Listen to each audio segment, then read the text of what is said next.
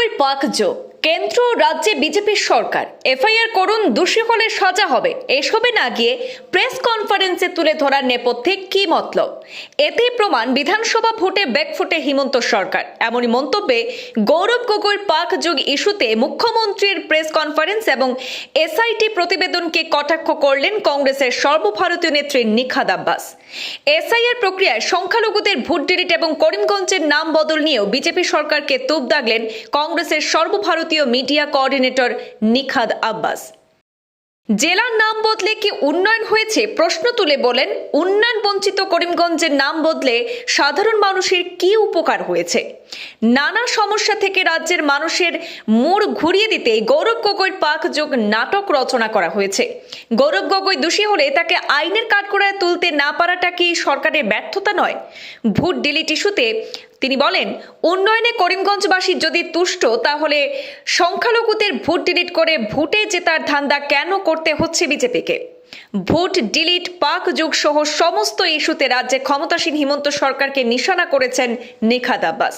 আজ রবিবার শ্রীভূমি সফরে এসে করিমগঞ্জ জেলা কংগ্রেস কার্যালয়ে এক সাংবাদিক বৈঠকে জেলার একাধিক জ্বলন্ত সমস্যা তুলে ধরেন নিখাদ আব্বাস। তিনি অভিযোগ করেন, দীর্ঘদিন ধরে শ্রীভূমি জেলার সাধারণ মানুষ নানা সমস্যার সঙ্গে লড়াই করে চললেও প্রশাসন এবং সরকার সেই সমস্যাগুলির স্থায়ী সমাধানে সম্পূর্ণ ব্যর্থ হয়েছে।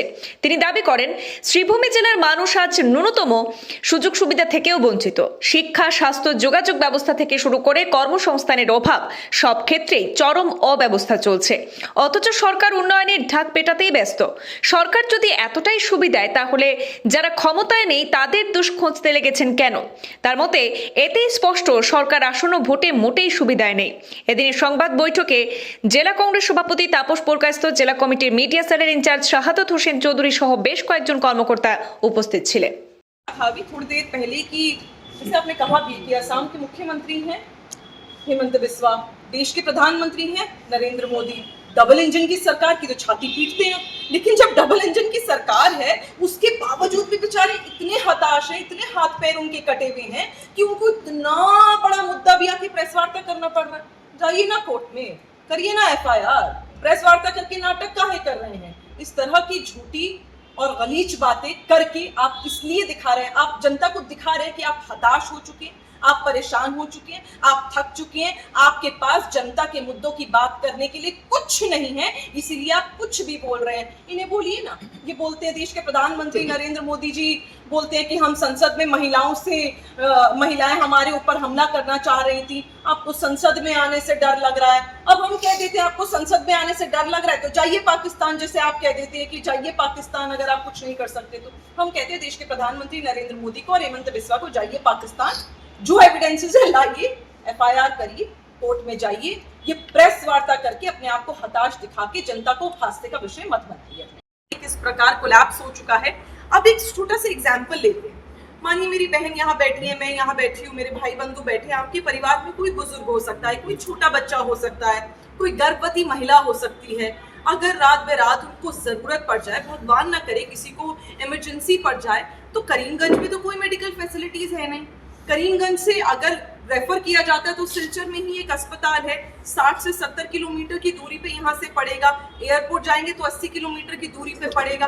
अगर कोई व्यक्ति बीमार है, 60 किलोमीटर अगर उसे जाना है, तो इन खड्डों की सड़कों में जो वक्त 1 या 1.5 घंटे में लगता है, वो 2.5 से 3 घंटे लगेंगे। अभी हम आए, हमें भी 2.5 घंटे लग गए सिलचर से आने में। तो ये सारी चीजों पर ध्यान नहीं दिया जा रहा है, जो 12 साल से सरकार ने आज तक करीमगंज में एक भी मेडिकल हॉस्पिटल, एक भी मेडिकल कॉलेज नहीं बनाया है, ना ही उन लोगों को चिंता हो रही है। तो ये एक बहुत बड़ा मुद्दा है जो भारतीय जनता पार्टी की सरकार को सोचना चाहिए और हम उठाना चाहते हैं, क्योंकि करीमगंज की जनता की ये बहुत बड़ी जरूरत है।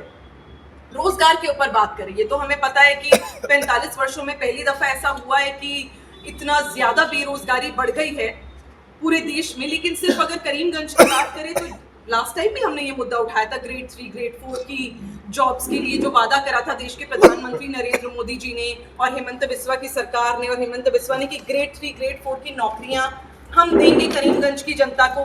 पर आज भी बेरोजगारी इतनी बढ़ गई है कि लोगों को फोर्स्ड माइग्रेशन करना पड़ रहा है। लोग केरला, अहमदाबाद, मेघालय, बैंगलोर जाके काम कर रहे हैं और पूरे सिलचर सिर्फ बराक वैली के 4 लोग हैं, वो 6 लोग हैं। तो 6 लोग ऐसे भी हैं जो बराक वैली के हैं, जो मेघालय में काम करते हैं। अच्छा, कचर से बराक वैली से 10 लोग जो इलीगल माइनिंग में फोर्सली उनको काम करना पड़ा, क्योंकि खाने को पैसा नहीं है, रहने को घर नहीं है, माता पिता का पालन पोषण, बच्चों का पालन पोषण, परिवार का पालन पोषण बेचारे नहीं कर सकते, मजबूरी में माइग्रेट होते हैं, माइग्रेट करके मेघालय जाते हैं। मेघालय में उन बेचारों को इलीगल माइनिंग में काम करना पड़ता है, जिसकी वजह से हमारे बराक वैली के लोग अपनी जान तक गंवा चुके हैं। लेकिन देश के प्रधानमंत्री नरेंद्र मोदी और हेमंत बिस्वा की सरकार और हेमंत बिस्वा मुंह में दही जमा कर बैठे हैं और सिर्फ मियाँ भाई की राजनीति कर रहे हैं, सिंदूर की राजनीति कर रहे हैं, बजरंग बली और अली की राजनीति कर रहे हैं। इस घटिया राजनीति से इनको बाहर आने की जरूरत है और जनता के जो एक्चुअली मुद्दे हैं उन पर चर्चा करने की जरूरत है।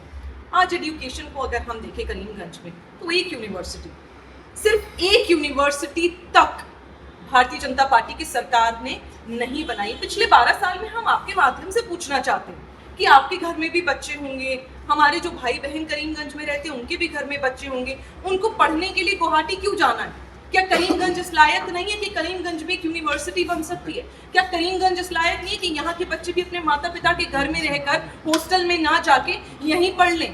पर शायद भारतीय जनता पार्टी की सरकार करीमगंज और बराक वैली की जनता को सेकंड क्लास सिटीजन समझ चुकी है। लेकिन कांग्रेस पार्टी इसका पुरजोर विरोध भी करती है और आने वाले समय में यकीन भी दिलाती है कि जब हमारी सरकार आएगी तो करीमगंज की जनता को उनका हक, उनका अधिकार मिलेगा। और जिस प्रकार गंदे तरीके से सेकंड क्लास सिटीजन बनाया जा रहा है भारतीय जनता पार्टी की सरकार में हमारे भाई बहनों को, ऐसा नहीं होगा। जैसे मैंने कहा, बेरोजगारी तो बढ़ रही है, इंडस्ट्री यहाँ पर नहीं बनी। 2016 में देश के प्रधानमंत्री, मैंने कहा जैसे अपने आप को प्रधान सेवक कहते हैं, अपने आप को तो प्रधान सेवक कहते हैं, अपने आप ही कह देते हैं कि हाँ देखिएगा पेपर मिल को हम वापस ले आएंगे, रिवाइव कर देंगे। लेकिन ना ही पेपर मिल को रिवाइव किया और ना ही उस पर कुछ कार्य, बल्कि उसकी भी प्राइवेटाइजेशन कर दी है। जैसे देश में मोनोपोली, डुओपोली, मोडानी, अडानी, अंबानी के साथ सारे काम कर रहे हैं, वही काम यहाँ पर करीमगंज में भी हो रहा है। सिर्फ मोनोपोली, प्राइवेटाइजेशन और डुओपोली हो रही है। अगर हम एम्प्लॉयमेंट की बात करें तो जो पेपर मिल है उससे बंद होने की वजह से अनएम्प्लॉयमेंट इतना ज्यादा बढ़ गया है, टी बगान के जो लोग हैं उनको भी माइग्रेट करना पड़ रहा है, काम नहीं है। डेली वेजेस हमारे करीमगंज के लोगों की अगर हम बात करें, अपर असम, लोअर असम में तो डेली वेजेस मिलता है 300 रुपये प्रतिदिन। लेकिन भगवान जाने कि ऐसी क्या दुश्मनी है देश के प्रधानमंत्री नरेंद्र मोदी और हेमंत बिस्वा की कि यहाँ के जो मजदूर हैं और जो डेली वेजेस हैं उनको 300 रुपए की जगह 200 रुपए प्रतिदिन देते हैं। तो ये रीजनल डिस्क्रिमिनेशन बराक वैली की जनता, करीमगंज की जनता के साथ भारतीय जनता पार्टी की सरकार क्यों कर रही है, ये एक बहुत बड़ा सवाल है और इस पर हम जवाब चाहते हैं।